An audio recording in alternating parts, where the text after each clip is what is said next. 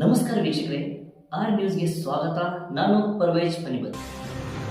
ಬೆಳಗಾವಿ ಜಿಲ್ಲಾ ಕಾಂಗ್ರೆಸ್ ಸಮಿತಿ ವತಿಯಿಂದ ಬೃಹತ್ ಪ್ರತಿಭಟನೆ. ರಾಷ್ಟ್ರಪತಿಗಳಿಗೆ ಮನವಿ. ಮುಖ್ಯಮಂತ್ರಿ ಸಿದ್ದರಾಮಯ್ಯ ಅವರ ವಿರುದ್ಧ ರಾಜ್ಯಪಾಲರು ಪ್ರಾಸಿಕ್ಯೂಷನ್ಗೆ ಅನುಮತಿ ನೀಡಿರುವುದನ್ನು ವಿರೋಧಿಸಿ ಬೆಳಗಾವಿ ಗ್ರಾಮೀಣ, ಬೆಳಗಾವಿ ನಗರ ಜಿಲ್ಲಾ ಕಾಂಗ್ರೆಸ್ ಸಮಿತಿ ವತಿಯಿಂದ ಬೃಹತ್ ಪ್ರತಿಭಟನೆ ನಡೆಸಿ ಜಿಲ್ಲಾಡಳಿತದ ಮೂಲಕ ಮಾನ್ಯ ರಾಷ್ಟ್ರಪತಿಗಳಿಗೆ ಮನವಿಯನ್ನು ಸಲ್ಲಿಸಲಾಯಿತು. ಇದಕ್ಕೂ ಮೊದಲು ನಗರದ ಕಾಂಗ್ರೆಸ್ ಭವನದಲ್ಲಿ ಜಿಲ್ಲಾಧಿಕಾರಿಯ ಕಚೇರಿವರೆಗೂ ಬೃಹತ್ ಪ್ರತಿಭಟನಾ ಮೆರವಣಿಗೆಯನ್ನು ನಡೆಸಿ ಕಾಂಗ್ರೆಸ್ ಕಾರ್ಯಕರ್ತರು ರಾಜ್ಯಪಾಲರ ವಿರುದ್ಧ ಧಿಕ್ಕಾರ ಕೂಗಿದರು. ಅಲ್ಲದೆ ರಾಜ್ಯಪಾಲರು ಕೂಡಲೇ ರಾಜೀನಾಮೆ ನೀಡಬೇಕೆಂದು ಆಕ್ರೋಶ ಹೊರಹಾಕಿದರು.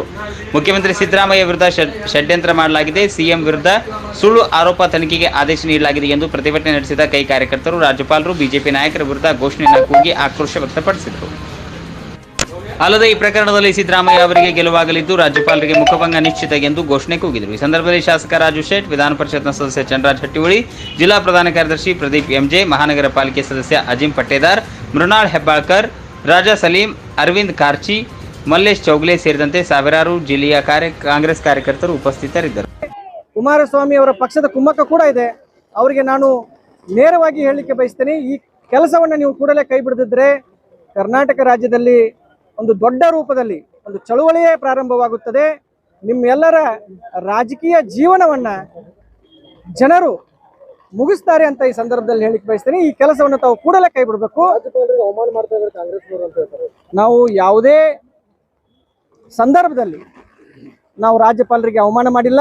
ಈಗಲೂ ಕೂಡ ಅತ್ಯಂತ ಸೌಮ್ಯ ಮನೋಭಾವದಿಂದ ನಾವು ರಾಷ್ಟ್ರಪತಿಯವರನ್ನ ಕೇಳ್ತಾ ಇದ್ದೀವಿ.